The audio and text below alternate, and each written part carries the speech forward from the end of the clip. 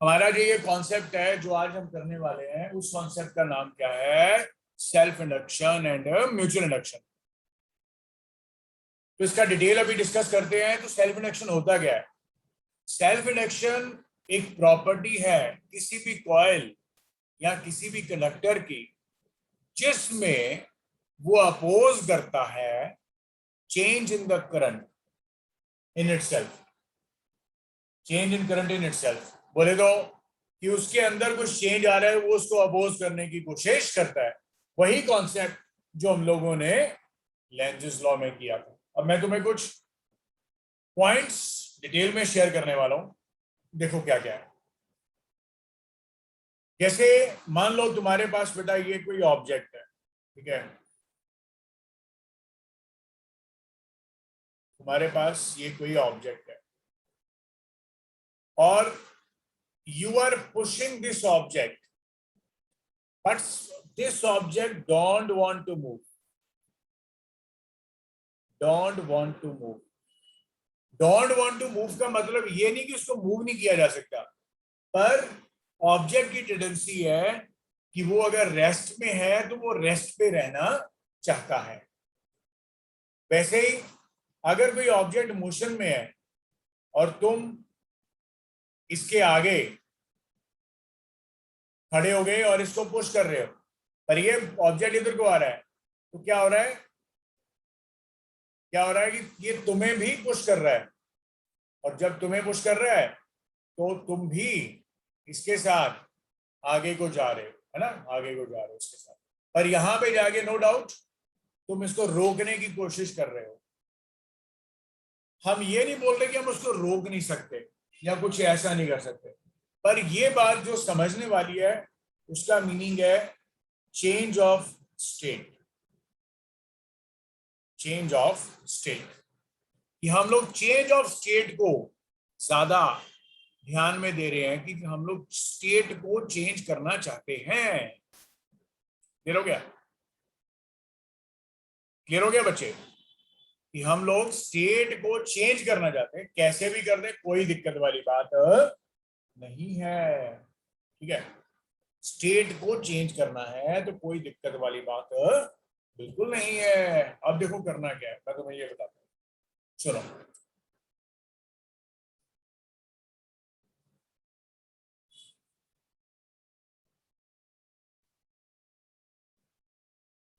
हम लोग जब चेंज ऑफ स्टेट के बारे में बात करते हैं तो इसमें हम लोग क्या डिस्कशन कर सकते हैं कि अपोज करना है, उसने उसको अपोज करना है। अब मैं तुम्हें एक एग्जांपल शेयर करता हूँ। जैसे तुम लोग मास वर्ड यूज करते हो, that is called as the inertia. Mass जो है वो इनर्शिया के पार्ट होता है ना। वैसे ही तुम वर्ड यूज करने वाले हो आज सेल्फ इंडक्टेंस। तो self inductance is basically the, तुम ये कह दो ये इनर्शिया ऑफ मैकेनिक्स है, तो ये इनर्शिया ऑफ इलेक्ट्रिसिटी है।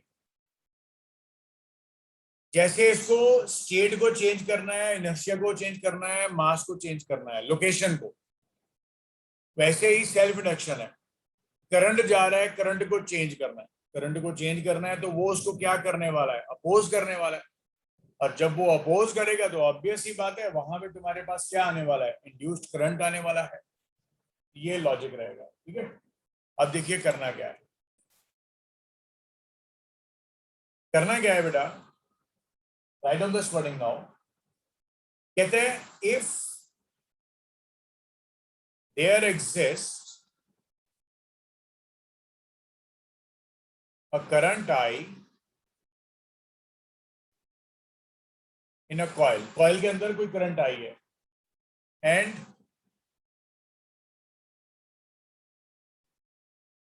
magnetic flux linked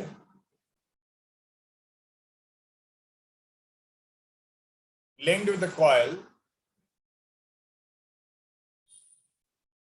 due to its on current is phi. If there exists a current I in a coil, magnetic flux is linked with the coil due to its own current is phi. मतलब उसके अपने current की वजह से उसका flux कितना है phi. भले ये कॉइल होगी बेटा कोई, जब तुम कॉइल में करंट भेजोगे तो इसके अंदर क्या आएगा, फ्लक्स आएगा. और वही फ्लक्स क्या होगा मैं तुम्हें बता देता हूं.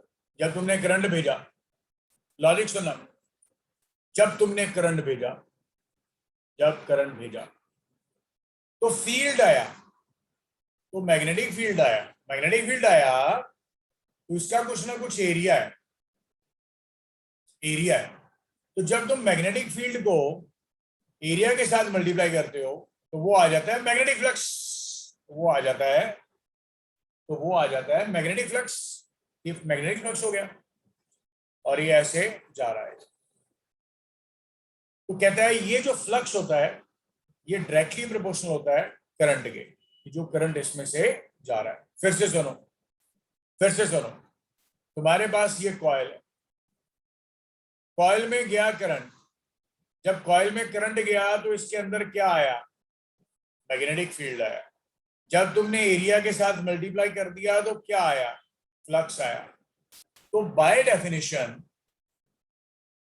बाय डेफिनेशन, बाय डेफिनेशन ये जो फ्लक्स आया, क्योंकि मैग्नेटिक फील्ड वाले एक्सप्रेशन में करंट आता है, तो इस वजह से तुम बोलते हो बाय डेफिनेशन जो फ्लक्स है वो प्रोपोर्शनल टू आई है. अब ध्यान से देखो, ये जो फ्लक्स है, अगर तुम कांस्टेंट ऑफ प्रोपोर्शनैलिटी हटा के एल लिखते हो तो ये एल आई आ गया. So this L is called as the coefficient of self induction. Coefficient of self induction, इसका नाम coefficient of self inductance होता है, एल का नाम. अब सुनिए मेरा पॉइंट. कहता है मान लीजिए कि अगर जो करंट इन कॉइल है बेटा, it changes with the time, it time के साथ चेंज कर रहा है. तो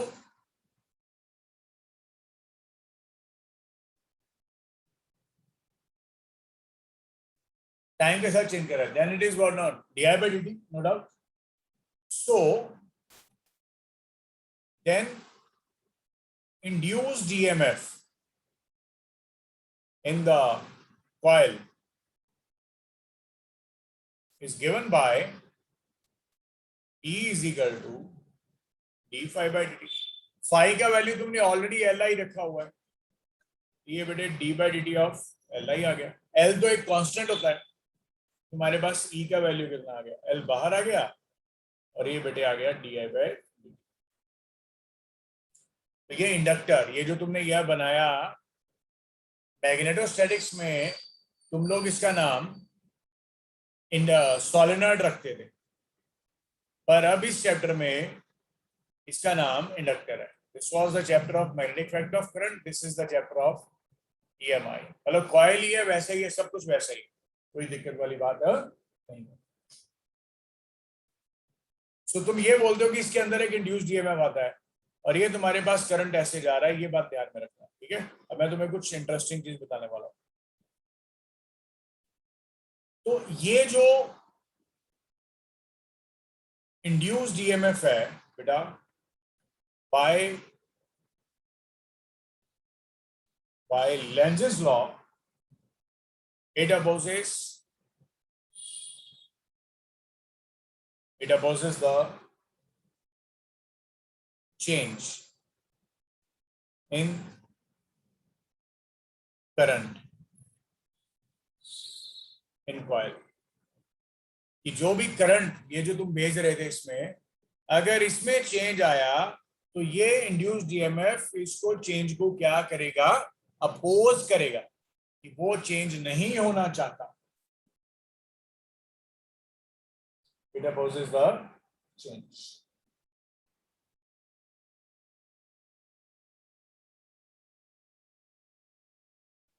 अब मैं तुम्हें थोड़ा सा एक फंडामेंटल चीज शेयर करता हूं इसमें, देखो कैसे। कहते हैं मान लो एक बेसिक सी है, मान लो ये एक वायर है और ये ई है, ये वायर है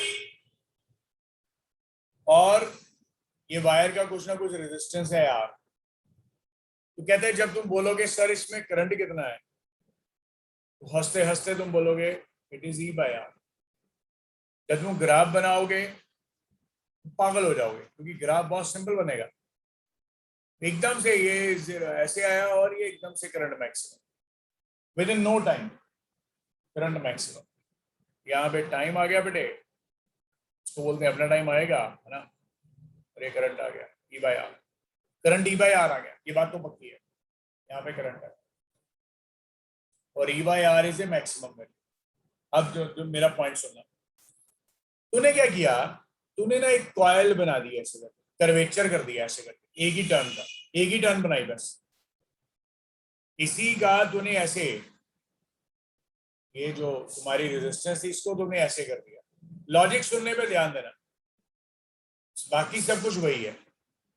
तुम्हें बोला गया करंट बताओ कितना है, तो इसमें दो चीजें तुम सोचते हो हमेशा, हमेशा दो चीजें सोचते हो, T zero and T infinity. Infinity का मतलब होता है very large, very large time, very large. T zero पे याद रखना, हम लोग आगे ड्राइव भी करेंगे, करंट जीरो आता है टी जीरो पे, आगे ड्राइव करेंगे। क्यों आता है, ड्राइव करेंगे कि ये एकदम से इसके अंदर इंड्यूस्ड ईएमएफ इतनी ज्यादा प्रोड्यूस हो जाती है कि वो करंट को आगे जाने नहीं देती टी जीरो पे, पर टाइम के साथ साथ वो करंट को बाद में फ्लो करने के लिए अलाउ कर देती है। जैसे ये ब्लॉक था, ये अपोज करने की कोशिश कर रहा है और जब ये फोर्स लग जाएगी तब भी ये अपोज ही करता रहेगा, तभी अपोज ही करता रहेगा कि मैंने मोशन में नहीं आना, तो इसकी टेंडेंसी है अपोज करने की। इस वजह से when T is very large बेटा, तो तब करंट की वैल्यू तुम्हारे पास मैक्सिमम आती है और वो आती है ई बाय आर। ये ई है और ये कॉइल का रेजिस्टेंस, उसको तूने टर्न बना दिया। पहले वाले में कोई टर्न नहीं था, सीधा फ्लैट। तो जब तुम इसके लिए ग्राफ बनाते हो बेटा, आगे हम लोग, मैंने बोला कि आगे हम ड्राइव करने वाले हैं कॉन्सेप्ट को, अभी के लिए तो तुम सिर्फ लॉजिक पे ध्यान दो कि मैं तुम्हें क्या बता रहा हूं। तुम बोलने वाले हो सर ये जीरो है और ये ग्राफ बेटे कुछ ऐसे बन जाता है।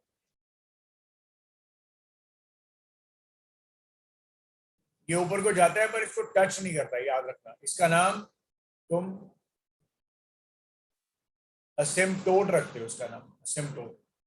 और यहाँ पे जो करंट है ये ई नॉट बाय आर है और ये टाइम है। ओके, और ये एक्सपोनेंशियल ग्राफ आ गया।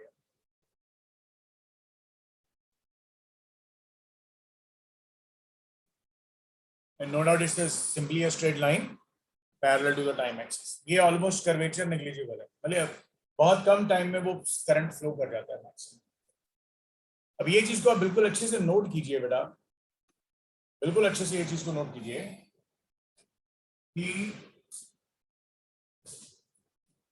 कि जो तुम्हारे पास सेल्फ इंडक्शन होता है बेटे ऑफ अ कॉइल या कंडक्टर का, it depends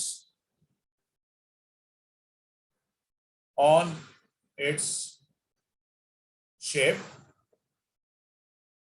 and orientation of the flux link with itself. Self induction of a coil और a conductor depends on its shape and orientation of the flux, कि कैसा flux है, कितना flux है, shape क्या है, इसका साइज क्या है, कौन सा मीडियम इसमें अंदर आ रहा है, वो सारी चीजों पे डिपेंड करता है जो सेल्फ इंडक्शन होता है। वो कैसे अभी हम ड्राइव करने वाले हैं। तो self induction is also called as the, मैंने तुम्हें अभी बोला, inertia of electricity, because it always tend to oppose the change. It always tend to oppose the change. वो change को हमेशा oppose करता है। ओके, अब देखिए आगे। आगे क्या है कि हम लोग बोलते हैं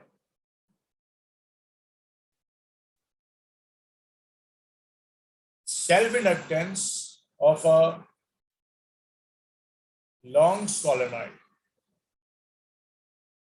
लॉन्ग सोलेनॉइड के लिए सेल्फ इंडक्टेंस की वैल्यू के बारे में डिस्कस करने वाले हैं। देखिए क्या है,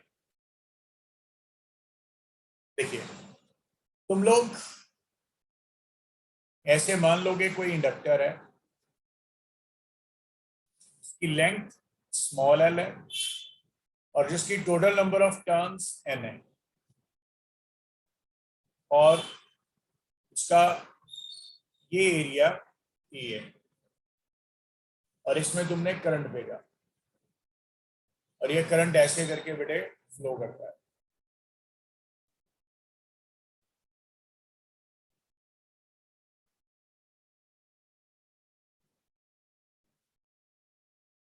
और इस कारण तुम्हारे पास इस कंडक्टर के अंदर तुम्हारे पास मैग्नेटिक फील्ड आ जाता है।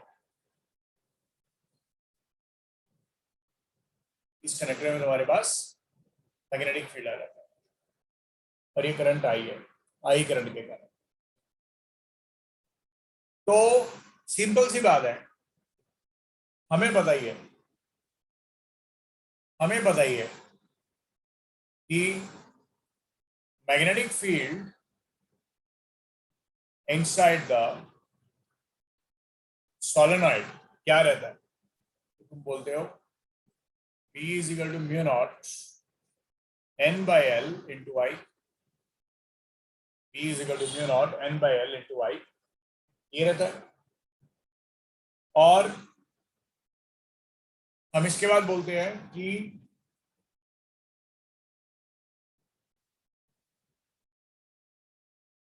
Magnetic flux through any cross section, कोई भी एक, through any cross section of solenoid क्या है। तुम्हें बोलोगे flux due to single turn, basically तुम बोलोगे flux due to single turn. Flux due to single turn क्या होता है, मैग्नेटिक फील्ड इनटू एरिया। तो हंसते हंसते बोलोगे mu naught by n into L into I into area. ठीक है, नाउ ये तो आ गया एनी क्रॉस, एनी सेक्शन मतलब सिंगल टर्न, ये सिंगल टर्न के कारण। Now now total flux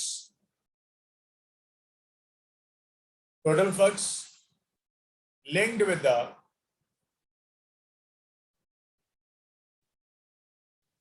solenoid। तो total flux linked with the solenoid जो आएगा वो क्या आएगा, phi t आएगा।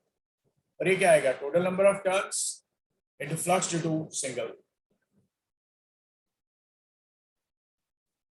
तो ये तुम्हारे पास n आएगा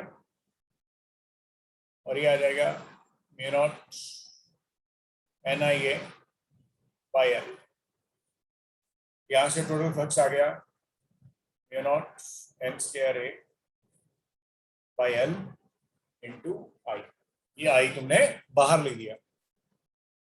और बेटे बाय डेफिनेशन तो तुम्हारे पास टोटल फ्लक्स होता है, किसके बराबर होता है, mu naught Li के बराबर। You know what is L? L is called as the coefficient of self-induction. L is called as the coefficient of a self-induction. हम L को बोलते हैं. तो जब कंपेयर करोगे तो L का वैल्यू तुम्हारे पास क्या आ रहा है बेटे? Mu naught n square A by L. ये रिजल्ट आ गया.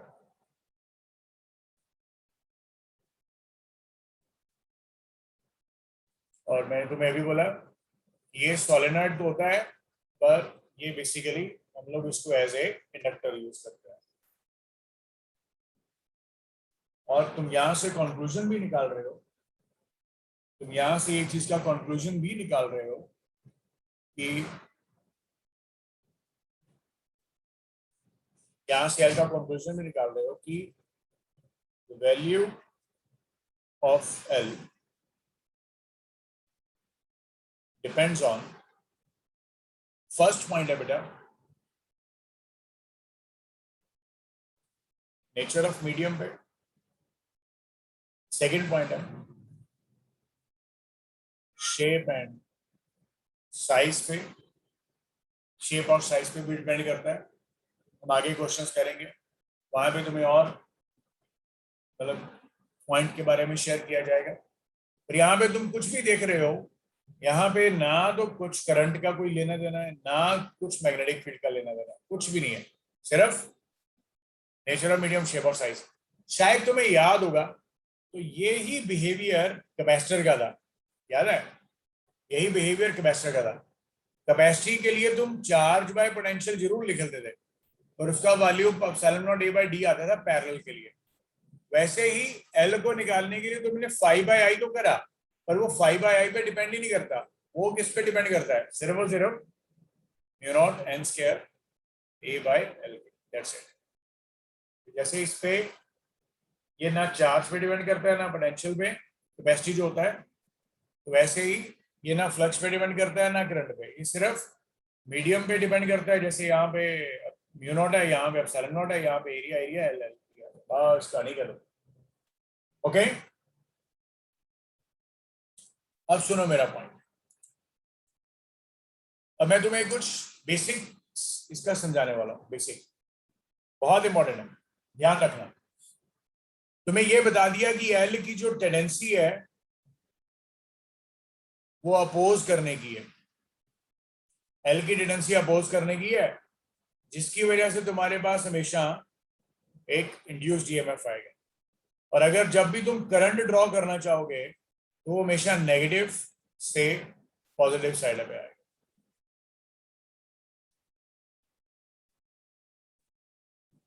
ओके, अब सुनो मेरी बात, मैं तुम्हें जो बोलने वाला हूं, अब इसका डिस्कशन करते हैं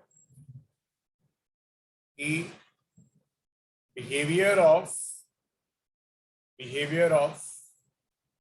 एन इंडक्टर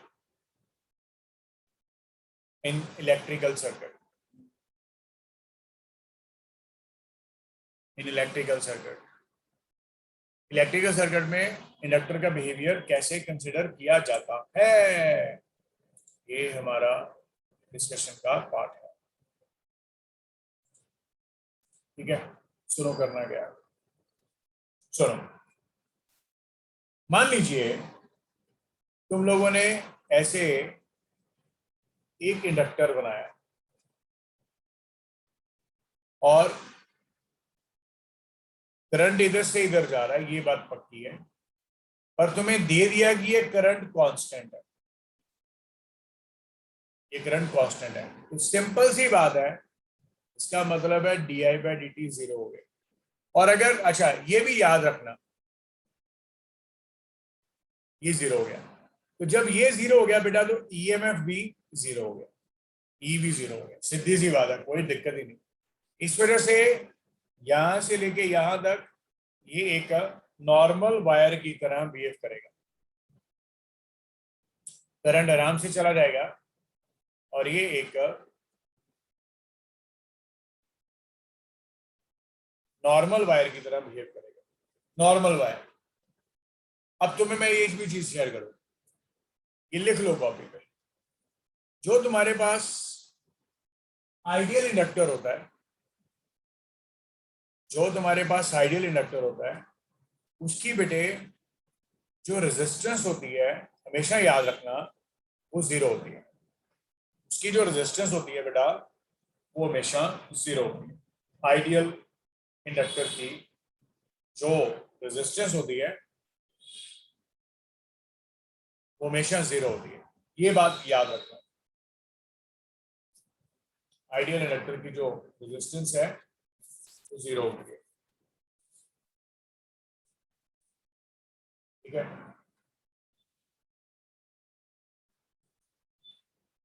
ओके, अब सुनो मेरी बात, ये पहला पॉइंट था, इसको ड्रॉ कर लेना। तो ये चीजें अभी बतानी है मेरे को, ठीक है। ये इंडक्टर है बेटे, इसमें करंट तो जा रहा है, ये बात तो पक्की है, इसमें पास करने के बाद करंट तो जा रहा है। पर बेटा अब तुम्हें दिया गया है कि ये करंट है ना इंक्रीज कर रहा है, ये बात बड़ी इंपॉर्टेंट है। करंट जा तो इधर को रहा है, ये वायर में,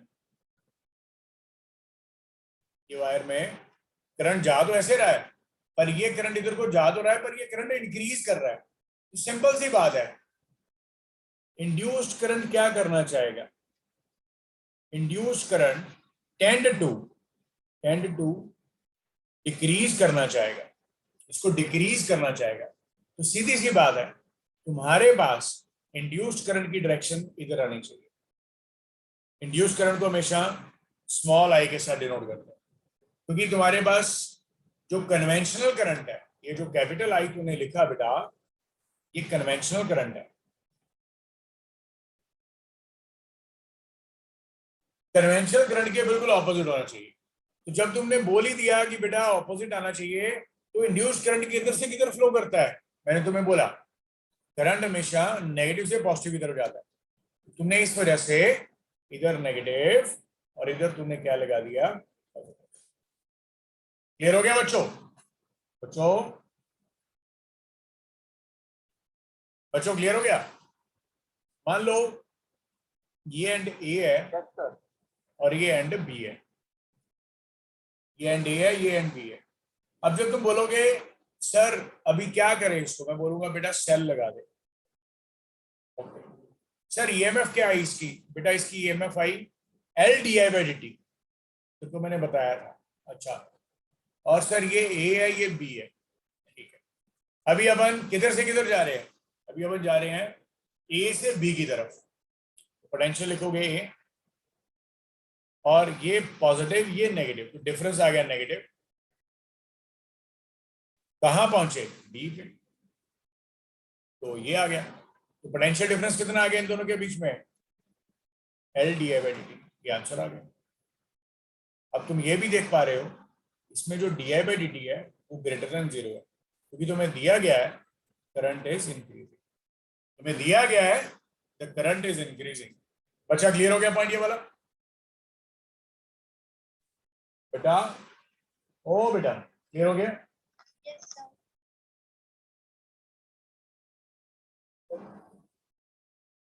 मतलब ये बहुत ही हमारे बच्चों फंडामेंटल पॉइंट्स हैं, ये वाले जो मैंने तुम्हें ये शेयर किए हैं पॉइंट्स, बहुत ही फंडामेंटल पॉइंट्स हैं। अभी थर्ड पॉइंट देखते हैं, थर्ड पॉइंट क्या है। देखो बेटा, ये जो मैं अभी हम लोग कर रहे हैं इसकी रिकॉर्डिंग हो रही है, तो इस एडवाइजेबल रिकॉर्डिंग को 24 घंटे से पहले पहले जरूर देख लेना, थोड़ा अच्छा रहेगा। अब सुनो एक और, ये इंडक्टर आ गया,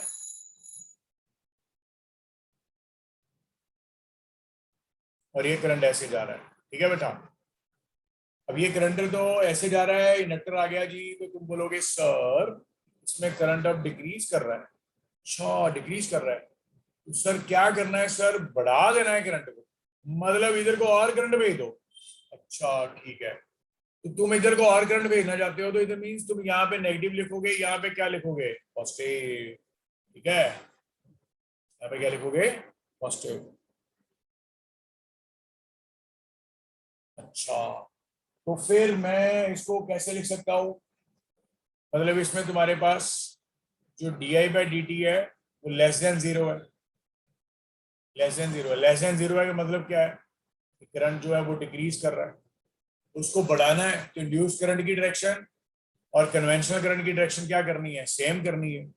तो इंड्यूस करंट तो हमेशा स्पेसिफाइड होता है, it always flows from negative to positive, it always flow from negative to positive, ये नेगेटिव ये पॉजिटिव।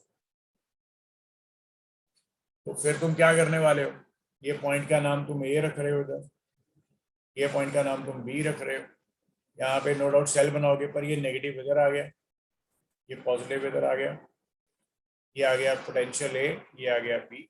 अब तुम यहाँ से यहाँ जाने वाले हो, तो ये लिखने वाले हो B A minus sorry plus L D I by D T is equal to what B B. यहाँ से पता लग ही रहा है कि बी जो है ए से हायर पोटेंशियल पे, तो तुम लोग इसको सॉल्व करोगे, उसको लिख दोगे B B minus B A is equal to L D I by D T, इसको लिख दोगे L D I by D T. अच्छा याद रखना, तुमने ऑलरेडी साइन कन्वेंशन ले लिया, ये बात इंपॉर्टेंट है, मैं बोल रहा हूँ, ऑलरेडी साइन कन्वेंशन हमने ले लिया इसमें ऑलरेडी। जब तुमने ऑलरेडी इसका अंदर साइन कन्वेंशन ले लिया, तब तुम्हें D I by D T को नहीं देखना है कि बढ़ रहा है कम हो रहा है क्या हो रहा है, तुम्हें कब देखना है, जब तुमने कन्वेंशन नहीं लिया कोई, जब कन्वेंशन ले लिया तो तब कोई दिक्कत वाली बात नहीं है। इसका नाम तुम ऐसे भी लिखते हो वी बी ए, है ना, ये आ गया L D I by D. Clear हो गया अच्छा, क्लियर हो गया।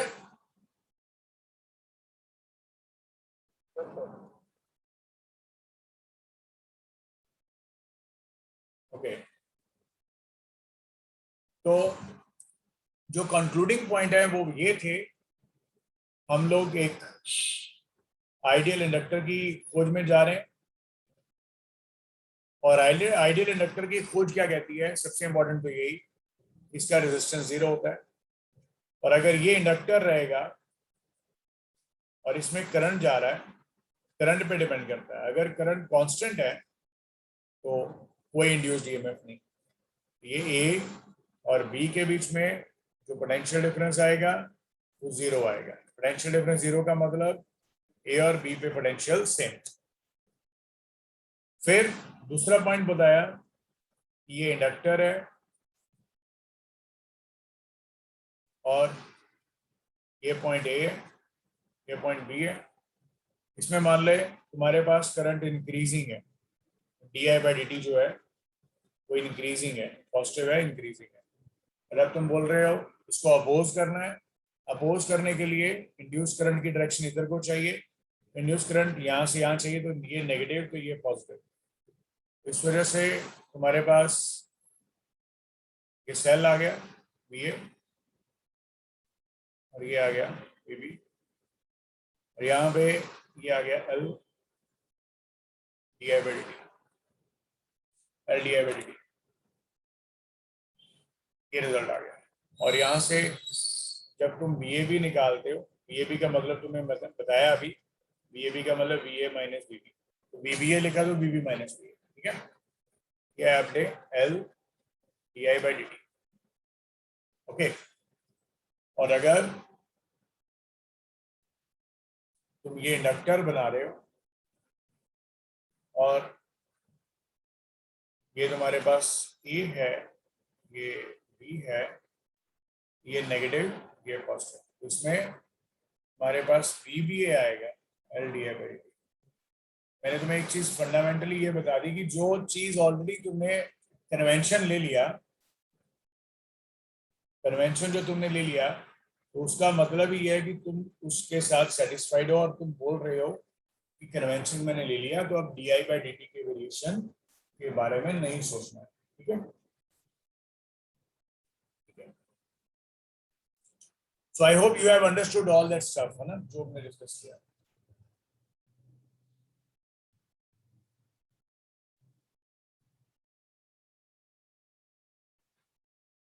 ठीक है, so this is there। यहां तक किसी बच्चे को कोई डाउट या क्वेरी है तो बता दो।